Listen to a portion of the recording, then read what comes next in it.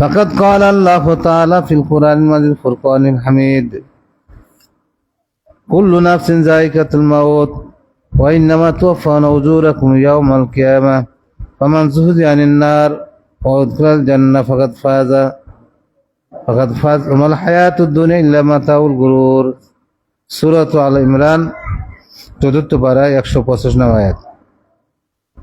وقال تعالى في موضع آخر قل إن الموت الذي تفرون منه فإنه ملاقيكم ثم تردون إلى عالم الغيب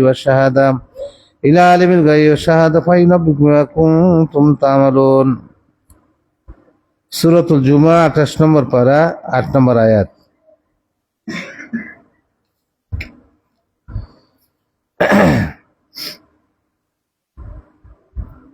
وقال تعالى في موضع آخر كل نفس ذائقة الموت ونبلوكم بالشر والخير فتنة وإلينا ترجعون سورة الأنبياء ১৭ পারা ৩৫ নম্বর আয়াত। ونبي موسى عن النبي صلى الله عليه وسلم قال من أحب لقاء الله أحب الله لقاءه ومن كره لقاء الله كره لقاءه রাহুল البخاري حديث نمبر ৬৫০৮। وعن أنس بن مالك يقول قال رسول الله صلى الله عليه وسلم يتبع الميت ثلاثة فيرجع اثنان ويبقى معه واحد فيرجع أهله وماله ويبقى ماله রাহুল البخاري حديث نمبر ৬৫১৪। وعن أبي هريرة أن رسول الله صلى الله عليه وسلم قال لا يتمنى أحدكم الموت إما محسنا فلعله يزداد وإما مسيئا فلعله يستعتب রাহুল البخاري حديث نمبر ৭২৩৫। وعن عائشة رضي الله تعالى عنها قالت قال النبي صلى الله عليه وسلم لا تسبوا الأموات فإنهم قد أفضوا إلى ما قدموا রাহুল البخاري حديث نمبر ৬৫১৬। আলহামদুলিল্লাহ, আজ ২১/১১/২০২৫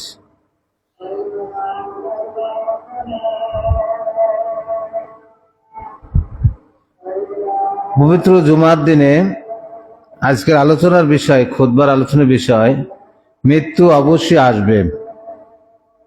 মৃত্যু অবশ্যই আসবে। মুক্তির জন্য, নাজাতের জন্য করণীয় কি? আমি যে মসজিদের মেম্বারে দাঁড়ায় কথা বলছি, এই মসজিদটার নাম আত-তাওহীদ আহলুল হাদিস জামি মসজিদ গাজীপুরা। আমরা প্রথমে দোয়া করি আল্লাহ তাআলা এই মসজিদকে কিয়ামত পর্যন্ত দায়েম এবং কায়েম রাখেন। এই মসজিদ থেকে আশা রাখি যে খতিব সাহেবগণ খুতবা প্রদান করবেন, সেই খতিব সাহেবগণ অবশ্যই কোরআন সহিহ সুন্নাহর আলোকে খুতবা প্রদান করবেন। বিশেষ করে আমাদের দেশে প্রচলিত শিরক বেদাত এর বিরুদ্ধেই বলবে ইনশাআল্লাহ। আপনার নবী, আমার নবী মুহাম্মদ রাসূলুল্লাহ সাল্লাল্লাহু আলাইহি ওয়াসাল্লাম পৃথিবীতে আগমন করেছিলেন নবী হিসেবে। তিনি তাওহীদের দাওয়াত দিয়েছেন, শিরকের বিরুদ্ধে, বেদাতের বিরুদ্ধে কথা বলেছেন। বাংলাদেশে এই গাজীপুরা বহু মসজিদ রয়েছে, আবার আত-তাওহীদ আহলে হাদিস জামি মসজিদের প্রয়োজন দেখা দিল কি কারণে? এটা আমাদের চিন্তার বিষয়। কি বলেন আপনারা? মসজিদের সম্মানিত সেক্রেটারি সাহেব মাসুদ রানা ভাই বললেন যে ওস্তাদজি, এখানে যেদিন মসজিদের মিটিং হবে আমাকে বলতে মিটিং এ আসবে না, না করছে ওনাকে আসতে। তারপরে আসছেন, অনেক টাকা খরচ করে মাটি কেটেছেন। আমি বলি, যারা অর্থ দিয়েছেন, সৎ পরামর্শ দিয়েছেন, যাদের অর্থায়নে মসজিদ জায়গা প্লাস মসজিদের ঘর নির্মাণ হয়েছে, বাথরুম আরো কিছু হচ্ছে, আল্লাহর কাছে আমরা সবাই দোয়া করি আল্লাহ তাআলা আমাদের সবার দানকে কবুল করেন। সম্মানিত সুধী ও দ্বীনী ভাই বোনেরা, আজ জুমার দিন আমি যে বিষয়ে আলোচনা করার জন্য ইচ্ছা পোষণ করেছি, বিষয়টি আপনারা হয়তো বহুবার শুনেছেন, আমিও আজকে আলোচনা করব।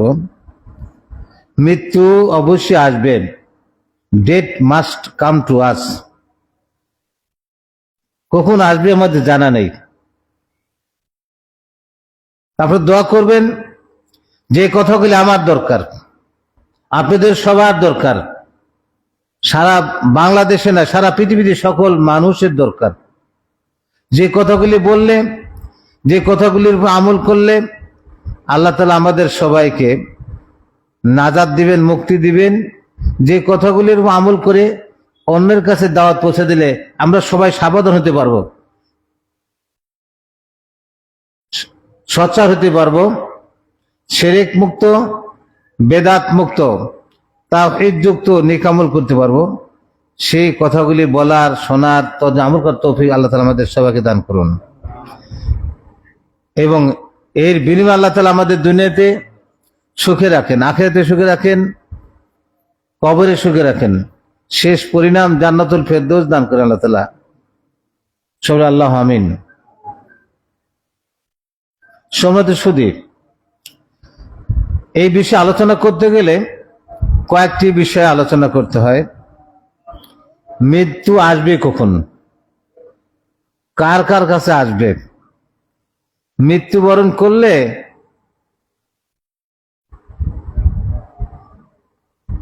কারো বদনাম করা যাবে কিনা এই প্রশ্ন আলোচনা করতে হবে। মৃত্যু চাওয়া যাবে কিনা এই প্রসঙ্গ আলোচনা করতে হবে। অনেকগুলো কথার সাইড আছে।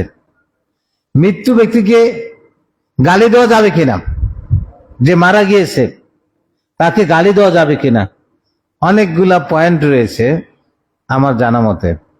আর আমার ব্যক্তিগতভাবে এই আলোচনা থেকে মৃত্যু যে আসবে আমাদের করণীয় কি, বর্জনের কি, এই প্রসঙ্গে আমার এখানে অনেকগুলো পয়েন্ট রয়েছে।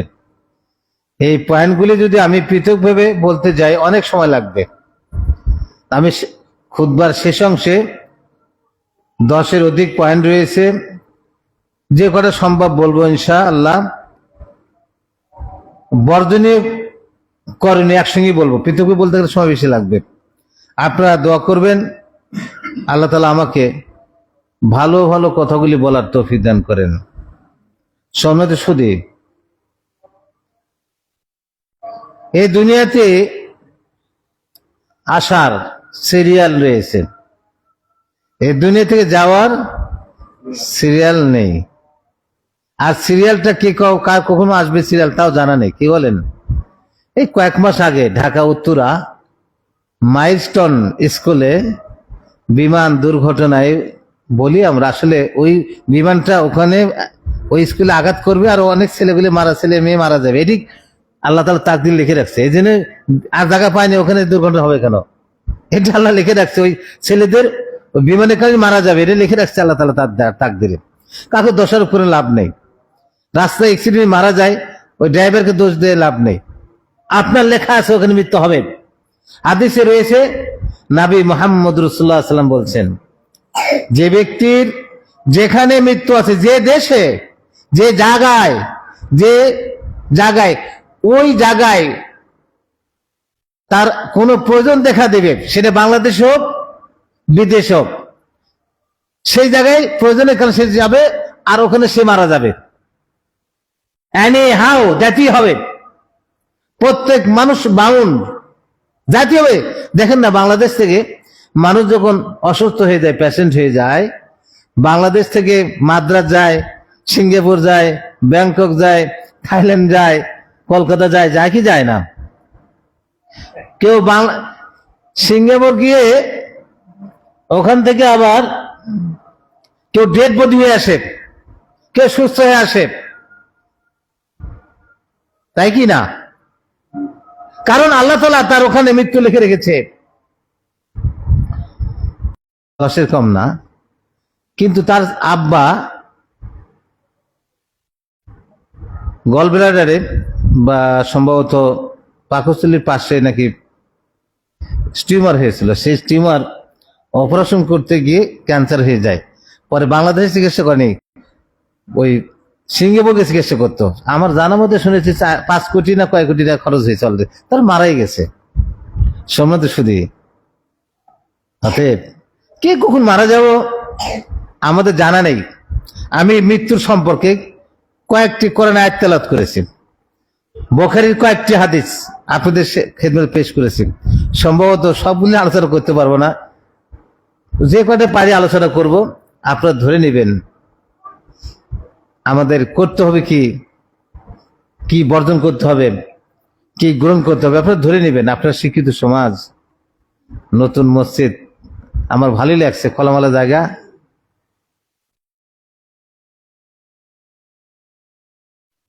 আমি প্রথমে একটি 185 নম্বর আয়াত, 4th পারা, সূরা আল ইমরানের একটি আয়াত তেলাওয়াত করেছি। প্রথমে আয়াতের ব্যাখ্যা দেওয়ার সুযোগ হবে না, খালি অনুবাদ করেই যাব, কিন্তু লাস্টে কয়েকটি পয়েন্ট বলবো, ভালো করে শুনবেন সবাই। আল্লাহ বলেন, কুল্লু নাফসিন যায়িকাতুল মাউত, প্রত্যেক ব্যক্তিকে, প্রত্যেক প্রাণীকে মৃত্যু স্বাদ গ্রহণ করতে হবে, প্রত্যেকই মারা যেতে হবে। ছোট হোক বড় হোক, বয়স্ক হোক ধনী হোক গরিব হোক, শিক্ষিত হোক অশিক্ষিত হোক, যে কোনো দেশের যে কোনো প্রান্তের লোক, যে যার একবার জন্ম হয়েছে, যাই দুনিয়াতে একবার এসেছে, ওই প্রাণীর মারা যেতেই হবে, মরতে হবে। দুনিয়াতে কেউ পার্মানেন্ট স্থায়ী থাকতে পারবে না। এই জন্য আপনার নবী, আমার নবী, নবী মুহাম্মদ রাসূলুল্লাহ সাল্লাল্লাহু আলাইহি ওয়াসাল্লাম বলেছেন, আকসিরু হাযিমাল লাজ্জাত, ও আমার উম্মতরা তোমরা করো, বেশি বেশি মৃত্যুর কথা স্মরণ করো। আকসিরু হাযিমাল লাজ্জাত, যে বস্তু মানুষের দুনিয়ার মজা গ্রহণ করা থেকে বিরত রাখে, দুনিয়ার মজা গ্রহণ করতে বাধা দেয়, সেটি কি? মৃত্যু। যে যেদিন মারা যায় এরপর খাওয়া দাওয়া করতে পারে? যে যেদিন মারা যায়, ডেড বডি হয়ে যায়, লাশ হয়ে যায়, ওই ব্যক্তির কি মোজাইক করা, স্টাইল করা, এসি রুমের দরকার আছে? আর দামি দামি খাবার প্রয়োজন আছে তার? দামি কাপড় প্রয়োজন আছে তার? দামি ঘরের প্রয়োজন আছে? সুন্দর স্ত্রীর প্রয়োজন আছে? কোনো কিছু প্রয়োজন নাই, সে তো মারা গেছে।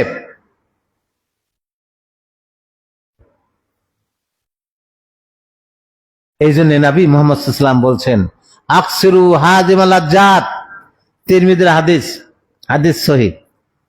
রাসূল বলেন, তোমরা বেশি বেশি দুনিয়ার স্বাদ গ্রহণ করা থেকে যে বাধা দেয়, দুনিয়ার স্বাদ বর্জন করতে যে বাধা দেয়, দুনিয়ার স্বাদ গ্রহণ করতে যে প্রতিবন্ধক হয়, সেটা কি? মৃত্যু। মৃত্যুর কথা স্মরণ করো। সম্মানিত সুধী, যে ব্যক্তি বা যারা মৃত্যুর কথা বেশি স্মরণ করবেন, দেখবেন তার তত ইবাদত করা, ভালো কাজ করা, তাহাজ্জুদ পড়া, ইশরাক পড়া, দোয়া পড়া, কোরআন তেলাওয়াত করা, গুনাহ কাজ বর্জন করা, অন্যকে মিথ্যা কেস দিয়ে হয়রানি করা, অন্যের জমি দখল করা, অন্যের থাপ্পড় দেওয়া, চর দেওয়া, কষ্ট দিয়ে কথা দিয়ে ব্যতীত করা, কোনো কাজ ভালো লাগবে না যে বেশি মৃত্যুর কথা স্মরণ করবে। আর মৃত্যু আসবে, আমি বলেছি, death must come to us, মৃত্যু আসবে, যেহেতু দুনিয়াতে একবার আসছে। এর আবার সিরিয়ালও নাই। আপনার নবী, আমার নবী, নবী মুহাম্মদ রাসূলুল্লাহ সাল্লাল্লাহু আলাইহি ওয়াসাল্লামকে জিজ্ঞাসা করা হলো, ইয়া রাসূলুল্লাহ সাল্লাল্লাহু আলাইহি ওয়াসাল্লাম, আপনি বলুন মৃত্যু কত দূরে, মৃত্যু কখন আসবে? রাসূলকে জিজ্ঞেস করছেন সাহাবারা। রাসূল বললেন, ও সাহাবারা শোনো, ডান দিকে সালাম ফিরেছো, বাম দিকে সালাম ফেরার সুযোগ নাও পেতে পারো। এতটুকু সময়ের ভিতরে তোমার জান চলে যেতে পারে, তুমি ডেড বডি হয়ে যাবে। ডান দিকে সালাম ফিরেছো, বাম দিকে সালাম ফেরার সুযোগ পাবে না, তাহলে মৃত্যু কত নিকটে? কি বলেন আপনারা? ডান দিকে সালাম ফিরেছি, বাম দিকে সালাম ফিরতে কয় ঘন্টা লাগবে বলেন তো? 1 মিনিট লাগবে? 10 সেকেন্ড? না, এই সামান্য একটু সময় লাগবে। এনি টাইম মৃত্যু এসে যেতে পারে আমাদের। আর আমরা মৃত্যুকে স্মরণ করি না, বিধায় ফজরের সালাত জামাতের সঙ্গে পড়তে আমি পারি না, মিথ্যা কথা বর্জন করতে পারি না, সুদ ছাড়তে পারি না, ঘুষ ছাড়তে পারি না, অন্যের অনিষ্ট করতে ভালোবাসি, অন্যের উপকার করতে ভালোবাসি না, 5 ওয়াক্ত সালাত জামাতের সঙ্গে পড়তে পারি না, মৃত্যুর কথা স্মরণ করি না বিধায় আমার মেয়ে বেপরদা ভাবে চলে, আমার স্ত্রী বেপরদা চলে, বোরখা ছাড়া কলেজে যায়, আমার স্ত্রী চাকরি করে অফিসে বোরখা ছাড়া। আছে না সমাজে? অনেক মেয়েরা ব্যাংকে চাকরি করে, বোরখা নাই, কিছু নাই। তার কি স্বামী আছে? না, স্বামী আছে, স্বামী আছে। বোরখা ছাড়া, পর্দা ছাড়া কলিগদের সঙ্গে কলেজে স্কুলে বিভিন্ন অবস্থায় চাকরি করতেছে। আমি তো তাহাজ্জুদ পড়ি, আমি তো খুতবা দেই, আমি কোরআন শিখাই, হাদিস শিখাই, ভালো ভালো কাজ করি, কিন্তু আমার স্ত্রী বেপর্দা হয়ে চলছে, আমি কি জান্নাত যেতে পারবো? ইম্পসিবল। কারণ আল্লাহ নবী মুহাম্মদ রাসূলুল্লাহ সাল্লাল্লাহু আলাইহি ওয়াসাল্লাম বলেছেন, আদ-দায়ুস লা ইয়াদখুল জান্নাহ, আদ-দায়ুস লা ইয়াদখুলুল জান্নাহ। রাসূল বলেছেন দায়ুস জান্নাতে যেতে পারবে না। সাহাবারা জিজ্ঞেস করলেন, ইয়া রাসূলুল্লাহ সাল্লাল্লাহু আলাইহি ওয়াসাল্লাম, মান হুয়া দায়ুস? দায়ুস কে? রাসূল বললেন, যে ব্যক্তির স্ত্রী বেপরদা ভাবে বোরকা ছাড়া উইদাউট বোরকা চলাফেরা করে, স্বামী কিছু বলে না, আরো স্বামী বাহবা দেয় মোটর সাইকেলের পিছনে, বোরকা ছাড়া নিয়ে যায় কি যায় না? অনেক স্বামী নিয়ে যায় কি যায় না? যায়। রাসূল বলেছেন, যার স্ত্রী বেপরদা ভাবে চলে আর যে স্বামী তাকে বেপরদা ভাবে চলার পারমিশন দেয়, অনুমতি দেয়, উভয় জান্নাতে প্রবেশ করতে পারবে না। আমাদের সমাজে আছে না নাই এরকম? বলেন তো। আমাদের স্ত্রী, আমাদের বোন, আমার মেয়ে, আমার ভাতিজি, আমার ফুফু, ফুফি, চাচি, এরকম চলছে। আমি আবার তাহাজ্জুদ পড়ে হজ করে আসতেছি, আমরা করি, কত কি করি। শুধু সবগুলি সমন্বয়ে ইসলাম। দু একটা মানবো, বাকি মানবো না, একে ইসলাম বলা হয় না। তাই আল্লাহ তাআলা বলেন, ও আমার বান্দা বান্দিরা শোনো, আল্লাহ তাআলা যা জীবন এবং হায়াত মৃত্যু দিয়েছে পরীক্ষা করার জন্য। আল্লাযী সূরাতুল মুলকে রয়েছে, আল্লাহ বলেন, আল্লাযী খালাকাল মাউতা ওয়াল হায়াতা লিয়াবলুয়াকুম আইয়ুকুম আহসানু আমালা। আল্লাহ তাআলা জীবন দিয়েছেন, মৃত্যু দিয়েছেন, তিনি ইচ্ছা করেন আল্লাহ তাআলার বান্দা বান্দিকে পরীক্ষা করবেন কে সবচেয়ে ভালো ভালো কাজগুলি কি করে। আল্লাহ বলেন, আল্লাযী খালাকাল মাউতা, যিনি মৃত্যু আল হায়াত, মাউত সৃষ্টি করছেন, মানে মৃত্যু আসবে, আল হায়াতে জীবন দিয়েছেন, আইয়ুকুম আহসানু আমালা লিয়াবলুয়াকুম, তিনি পরীক্ষা করবেন আমাদেরকে, অবশ্যই পরীক্ষা করবেন, অবশ্যই পরীক্ষা করবেন কে সবচেয়ে ভালো কাজগুলি করে। শোনো তো শুধু, আমরা ভালো কাজ করি ঠিক সত্য, কিন্তু আবার অন্যের বদনামও করি। যদি জিজ্ঞেস করা হয়, এই খতিব সাহেব খুতবা দিলেন, ইনি কেমন? বলেন না, ওনার মতো খারাপ লোক পৃথিবীতে নাই। ওই লোকটা কেমন? বলেন না, এলাকায় সবচেয়ে দুষ্ট, আর উনি ফেরেশতা, নিজে ফেরেশতা, উনি যে কি ফেরেশতা। মানুষের হ্যাবিট, নেশার, অন্যের বদনাম করলে মজা লাগে বেশি। কিন্তু জানেন যে প্রকৃত মুসলিম, প্রকৃত মুমিন অন্যের বদনাম করবে না। প্রকৃত দিনদার, প্রকৃত মুত্তাকি অন্যের বদনাম করবে না। আমি আমার হাত দিয়ে একটি আঙ্গুলিতে বললাম অমুকে খারাপ, অমুকে খারাপ, অমুকে দুষ্ট, অমুকে বদলোক, একটি আঙ্গুলি দিয়ে ডিটারমিনেট করলাম, নির্ধারণ করলাম। আর 4টা আঙ্গুলি বলে, 4টা আঙ্গুলি আমার দেখে কি বলেন, আমি অমুকে খারাপ বলতে 4টা আঙ্গুলি বলতেছে। এক মনে করেন 4টা আঙ্গুলি একটা মানুষ মনে করে, একটা মানুষ মনে করে, একটা আঙ্গুলি দিয়ে ডিটারমিনেট করে খারাপ খারাপ। আর 4টা, এই 4জন ব্যক্তি সাক্ষী দিচ্ছে, মনে করেন 4টা আঙ্গুলি 4টা ব্যক্তি বলতো, আল্লাহ বান্দা তুমি নিজে খারাপ। 4টা আঙ্গুলি আমার দিকে, কিন্তু 4টা আঙ্গুলি কার দিকে? আমার দিকে না। আমি বলি উনি খারাপ, উনি খারাপ, উনি খারাপ, আর 4টা তুমি নিজে খারাপ। অতএব আমরা অন্যকে খারাপ বলতে যাব না, আমরা নিজেকে খারাপ বলবো, তাহলে ভালো হতে, সংশোধন হতে সহজ হবে। অন্যের বদনাম করার দরকার নেই, ওনার হিসাব উনি দেবে। কারণ আল্লাহ তাআলা বলেন, ওয়ালা তাযিরু ওয়াজিরাতু বিজরা উখরা, কেউ কারো গুনাহ বোঝা বহন করবে না। আমার গুনার বোঝা আমি বহন করব, আমার পাপের জন্য আপনার শাস্তি হবে না, কিন্তু আপনার পাপের জন্য আপনার শাস্তি হবে। 24 পারা সূরা হামিম সাজদা, আল্লাহ বলেন, মান আমিলা সালিহান ফালিনাফসি ওয়া মান আসা ফালাইহা। যে ব্যক্তি ভালো কাজ করবে, যে করবে তারই কাজে লাগবে। ওমান আসা ফালাইহা, যে মন্দের কাজ করবে, পাপের কাজ করে, এটা তার বিরুদ্ধে যাবে, নাউজুবিল্লাহ মিন যালিকা। অতএব অন্যের বদনাম করবো কেন আপনি? আপনার পাপের কারণে আপনাকে জাহান্নামে যেতে হবে, আপনার অপরাধের জন্য আপনাকে শাস্তি ভোগ করতে হবে, আমার পাপের কারণে আপনার শাস্তি ভোগ করতে হবে না। অতএব আজ থেকে প্রমিস করি, প্রতিজ্ঞা করি, জীবনও কারো বদনাম করার চেষ্টা করব না। শুনে শুধু যে কোনো মুহূর্তে মারা যাব, আমি অন্যের বদনাম করলাম, তার থেকে ক্ষমা চাইলাম না। ওই যে ভাই যে বসে আছেন, ওই যে এই ভাইটা, এই যে সেট হিসাবের পিছনে অনেক বদনাম করলাম, দাঁড়িয়েলা লোক, কি দাঁড়িয়েলা লোক, ও তাহাজ্জুদ পড়ে, জানো কি করে, অনেক বদনাম করি সমাজে। টুপিতে চলে ঠিকই, লেবাস ঠিক আছে, কাজে কর্মে গোপনে সবই করে, সমাজে বলে। আমি দিনের সঙ্গে বলবো, অন্যের বদনাম করার কি আজ থেকে ছেড়ে দিন, কারণ মৃত্যু আপনাকে যে কোনো সময় আসবে, এনি টাইম আসবে। আজকে জুমার সালাত আদায় করে বাসা যেতে পারবো এর কোনো গ্যারান্টি নেই, আমি জুমার সালাত পড়াতে পারবো এর কোনো গ্যারান্টি নেই। আপনারা জানেন বাংলাদেশে একজন গায়ক ঢাকাতে কোন যেন গান গাইতেছিলেন, নামটা ফিরোজ শাহ কি যেন, না শাহ, জায়গা দম ফেরালি শেষ,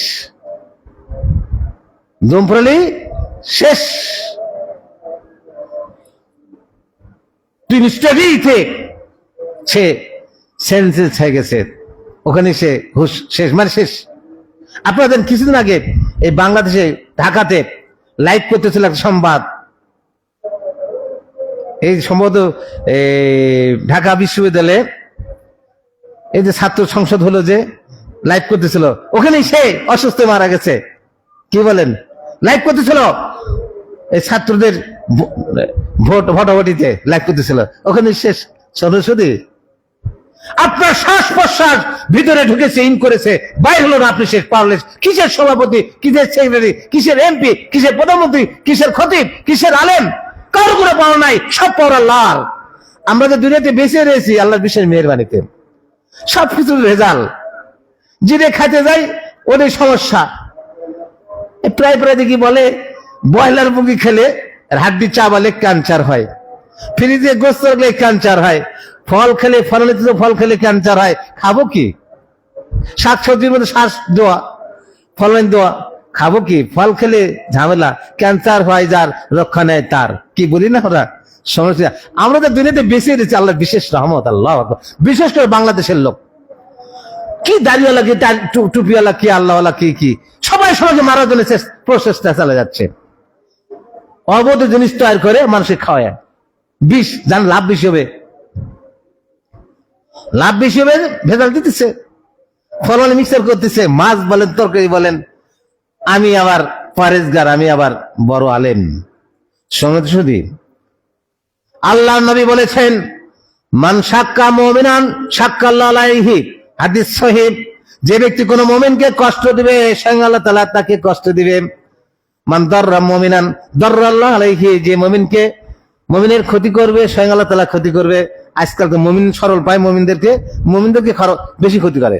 আর যে একটু পাওয়ারফুল এগুলি আছে, এগুলি বুঝছেন তো, এগুলি আছে না, আছে অনেক লোকের, আপনাদের এলাকা না আমাদের এলাকা আছে, এগুলি যা থাকে, এগুলি বুঝেন না, বুঝছেন, এগুলি যা থাকে ওকে সবাই ভয় পায়, সালাম দেয়। আর ক্ষতি সে মানুষ নাই তো, এই যে ভয় পায় না, কান্দে তুলে বসে, এই ক্ষতি সাপ, কত সাবধানে বলেন, আমার দলের বিরুদ্ধে বলে একবারে আপনার খুব মেম্বার থেকে নামাই দেবো। চলছে বাংলাদেশে ভাই, কোরআন হাদিস কারো বাপের প্রতি সম্পত্তি না, এটা সবার জন্য, যে দলই থাকি না, যত বাংলাদেশে শুনছি 60-60 অধিক দল, কোরআন হাদিস সকল দলের সদস্যকে কবরে যেতে হবে নেক আমল নিয়ে। ভোটে পাশ করে এমপি ওই পদ দিয়ে আপনি জান্নাত যেতে পারবেন না, আপনার নেক আমল দিয়ে জান্নাত যেতে হবে।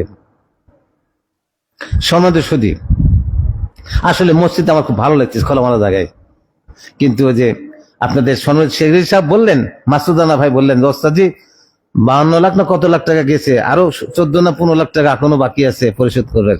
এই টাকা দিবে কে? দোয়া করবেন আল্লাহ তাআলা কোন এক ব্যক্তিকে নিযুক্ত করে দেয়, সে একাই যেন 14 লাখ টাকা দিয়ে দেয়। মসজিদ কোনোদিন পড়ে থাকে না, মসজিদ পড়ে থাকে না, মসজিদে সবাই দিতে চায়। আজ ট্রেনে ঘর রয়েছে, এই মসজিদ এমন হতে পারে 8 তলা 10 তলা হয়ে যাবে ইনশাআল্লাহ, একটু সময় লাগবে। আমার মতো গরিব লোক মাঝে মাঝে 10 টাকা দেওয়ার চেষ্টা করি, কত বলছেন মসজিদে 10 টাকা দেওয়ার চেষ্টা করি। আমাদের গ্রামে বহুত বছর আগে বিল্ডিং হয়েছে, তো মসজিদের সভাপতির সবাই ডাকলেন যে বাবাজি তুমি তো আলেম মানুষ, তোমার তো বলতে পারি না, হাদিস দান খরচের কথা আছে। তো বললো তুমি কি দিবা? আমি বললো চাচা, চেয়ারম্যান সাহেব চাচা হেমান, ও চাচা আমি যা পারি দিব না বাবা, বলতে হবে। তার মানে একটা অ্যামাউন্ট গুলো হিসেব করে আমরা কাজ ধরবো, তো তাহলে একটা অ্যামাউন্ট হলো। তখন এই গরিব মানুষটা আমি চেষ্টা করছি, নাজিবাদের মাধ্যমে তেমন টিচার, আপনাদের এলাকার এই যে রাহেন ভাই তখন পরে, কিন্তু আমি তখন টিচার ওখানকার। 2-2.5 মাসে বেতন দিয়ে দিচ্ছি। কয় মাসে বলেন? মাদ্রাসা দেওয়া বেতন পাই, মাদ্রাসা নাজিবাদের বংশালের মেরসের মহল্লা 2 মাসে না 2.5 মাসের টাকা বেতন দিয়ে দিচ্ছে আমি কি বুঝতে পারে? এটা আবার বলেন না অহংকারের জন্য নয়, ওষুধের জন্য বলছে, যাদের টাকা আছে দিয়ে দিবেন। আপনার টাকা আপনার সঙ্গে যেদিন মারা যাবেন, আপনার ছেলে মেয়ে, আপনার পরম মহব্বতের স্ত্রী 1 টাকাও দিবে না। দামি ঘড়িটা, দামি চশমাটা, দামি কাপড়টা, দামি মার্কেটটা, দামি বিল্ডিংটা ছেলে মেয়ে ভাগাভাগি করে না ধান্দা করবে। প্রথম 2-1 দিন কান্নাকাটি করবে, মাসে কান্নাকাটি করবে না, কি যেন কয় 2 দিন, তারপরে ভুলে যাবে। দেখেন না, 1000 কোটি টাকার মালিক, সে 3টি কাপড় নিয়ে যাচ্ছে, আর রিক্সাওয়ালাও 3টি কাপড় নিয়ে যাচ্ছে।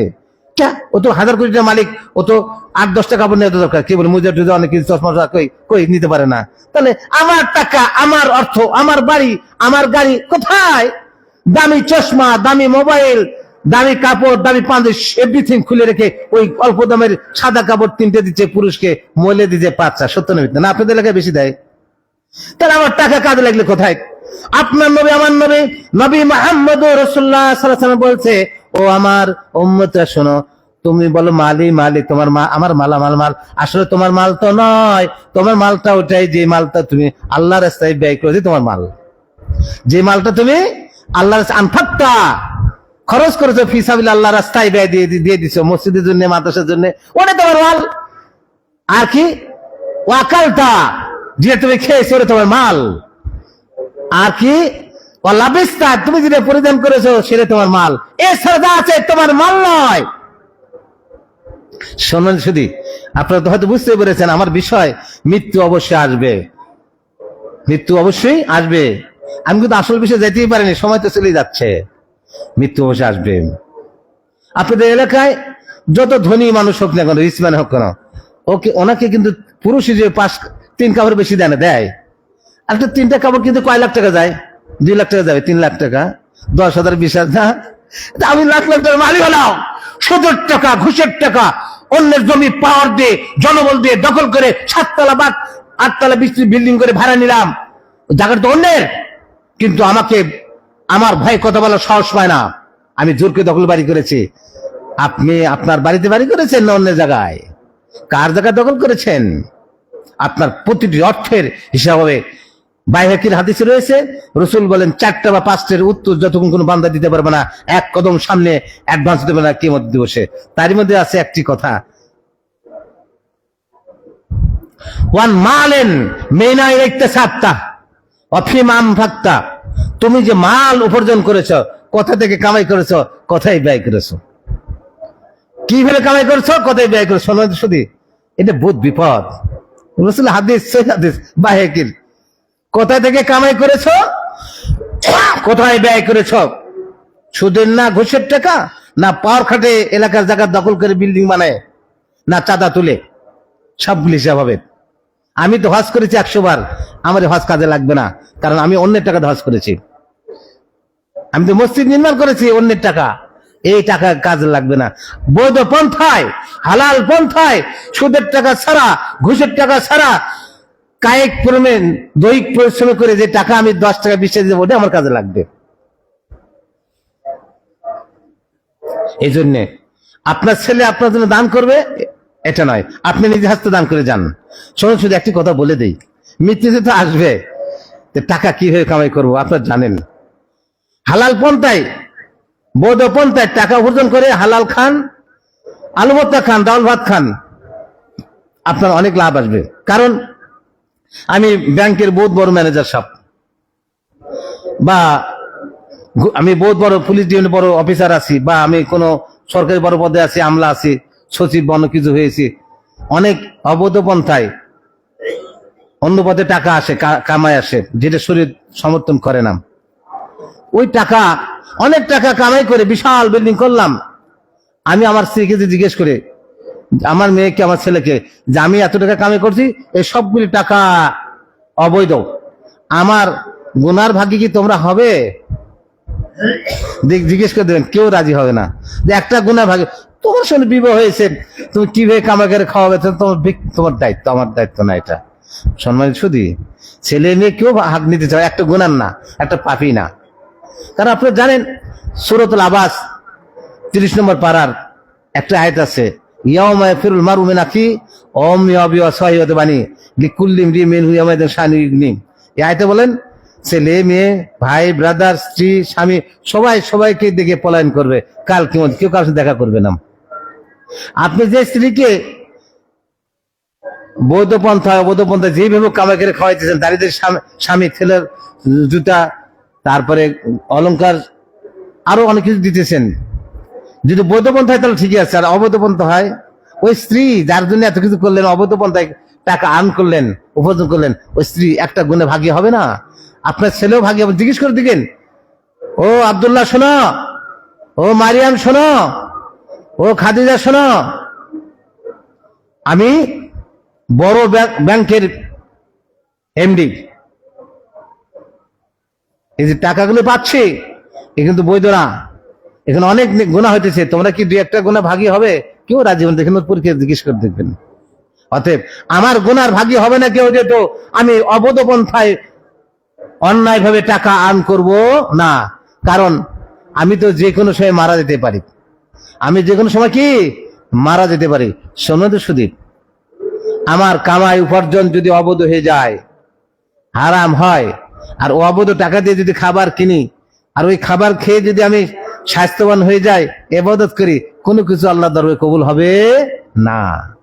কারণ এক ব্যক্তি হারাম টাকা দিয়ে হজ করতে গিয়েছে, হজে গিয়েছে, বাইতুল্লাহ ঘর জিয়ারত করতে গেছে, তা আল্লাহ তাআলা বলতেছে লাব্বাইক লাব্বাইক বলতেছে, আল্লাহ বলেন লা লাব্বাইক, তুমি উপস্থিত হও নাই, কারণ তোমার যে কাপড় যা খাইয়েছে ওটা হারাম, যা পরেছে ওটা হারাম, যে টাকা খরচ করে প্লেন দিয়ে আসছে ওটাও হারাম, তোমার লাব্বাইক আল্লাহ কবুল করবে না। বুঝাচ্ছে না?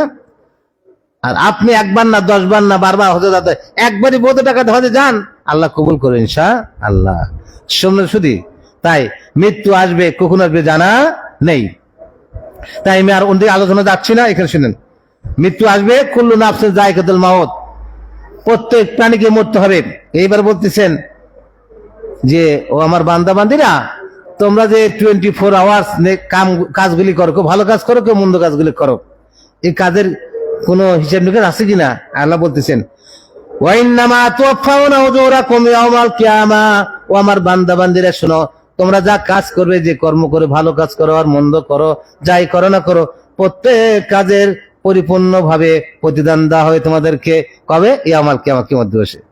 আমরা ভালো করি, ভালোরও পরিপূর্ণ প্রতিদান দেওয়া হবে, মন্দ করি, মন্দেরও পরিপূর্ণ কি প্রতিদান দেওয়া হবে। ভালো করলে ভালো প্রতিদান পাবো, জান্নাত পাবো, মন্দ করলে জাহান্নামে থাকতে হবে। জাহান্নাম তো চেনেন আপনারা না? চেনেন না সবাই? দেখছেন? জানান দেখছেন কেউ? মাঝেও দেখা যায় চৈত্র মাসে যখন রোদের প্রখর লাগে, দাঁড়ায় থাকা, ওই পাকার উপরে দাঁড়ায়, খালি পেয়ে দাঁড়ায় থাকা যায়, বোঝা যায় যে জাহান্নামে গরমটা আছে নাকি, মোটামুটি বোঝা যায় কিছু। চুলার পরে দাঁড়ালে, চুলার মধ্যে হাত দিয়ে দেখেন তো গরম লাগে না ঠান্ডা লাগে?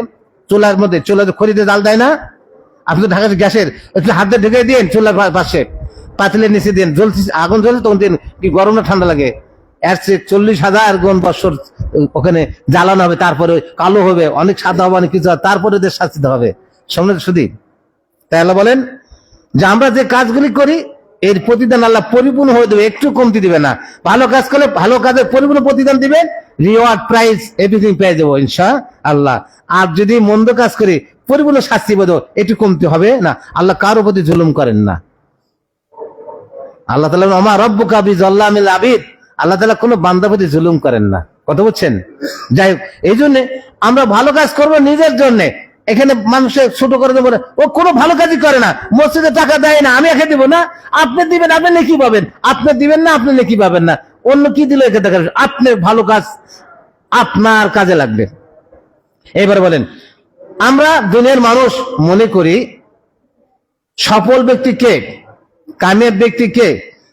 হু is the successful person in the world? পৃথিবীতে কে কামিয়াব ব্যক্তি, সফল ব্যক্তি? আমরা মনে করি আমার ছেলে ব্যারিস্টার পাস করে, হ্যাঁ, 1000 কোটির মালিক হয়েছে, গুলশান বাড়ি ধরে উত্তরে বাড়ি আছে অনেকগুলা, অনেক গার্মেন্টসের মালিক, এই এলাকায় তো গার্মেন্টসের, গাজীপুরে গার্মেন্টসের ফ্যাক্টরি আছে অনেকগুলা, অনেক ফ্যাক্টরির মালিক, সে কামিয়াব। যার ছেলে ইঞ্জিনিয়ার হয়েছে সে কামিয়াব, যার মেয়ে ডাক্তার হয়েছে কামিয়াব, যার অনেকগুলো বাড়ি আছে কামিয়াব, অনেক ফ্যাক্টরি রয়েছে কামিয়াব। আল্লাহ বলেন না না না, কামিয়াবকে শোনো, ও আমার বান্দা বান্দিরা শোনো কামিয়াবকে।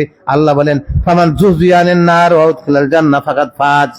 যে ব্যক্তিকে জাহান্নাম থেকে মুক্তি দেওয়া হয়েছে, ওয়া উদখিলাল জান্নাহ, জান্নাতে প্রবেশ করা হয়েছে, ফাকাদ ফাজ, সে ব্যক্তি কামিয়াব।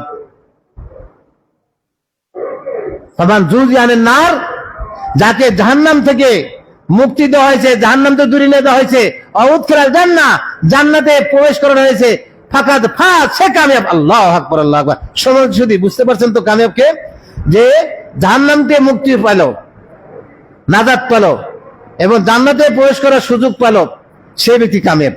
এখন আমি আমাকে জিজ্ঞেস করি, আপনার প্রত্যেকে জিজ্ঞেস করুন, আপনারা কি এখন জান্নাতের যা আমল করেছেন এই পর্যন্ত, যা আমল করেছেন, নেক কাজ করেছেন, এই আমল দিয়ে জান্নাতি হতে পারবো না জাহান্নামে যাব? নিজের হিসাব নিজেই করুন।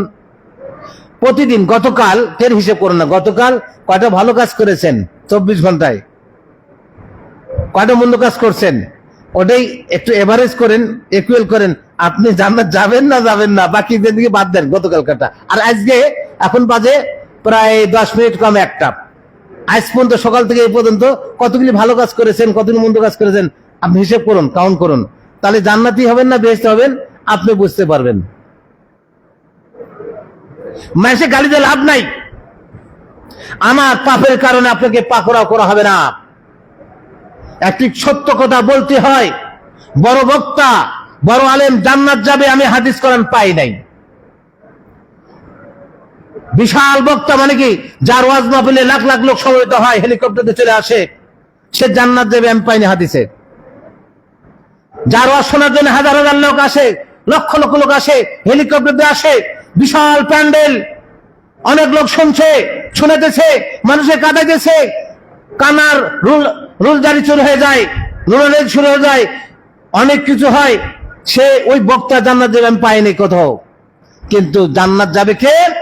আল্লাহ তাআলা কোরআন কারীমের সবচেয়ে বড় সূরা সূরাতুল বাকারার 82 নম্বর আয়াতে বলেন, ওয়াল্লাযিনা আমানু ওয়া আমিলুস সালিহাত উলাইকা আসহাবুল জান্নাহ হুম ফিহা খালিদুন। আল্লাহ বলেন যারা 1 নাম্বার যারা ঈমানদার হবে, ওয়া আমিলুস সালিহাত 2 নাম্বার যারা নেক কাজ করবে, ভালো কাজ করবে, তাহাজ্জুদ পড়বে, ইশরাক পড়বে, দোয়া পড়বে, কোরআন তেলাওয়াত করবে, কারো ক্ষতি করবে না, অন্যায় করবে না, গীবত করবে না, পাপের কাজ পরিত্যাগ করবে, কোরআন সহিহ হাদিসের আমল করবে, বেদাতের সঙ্গে আপোষ করবে না, শিরকের সঙ্গে আপোষ করবে না, পারলে অনুপকার করবে, আলে হদস বলে গালি দিবে না।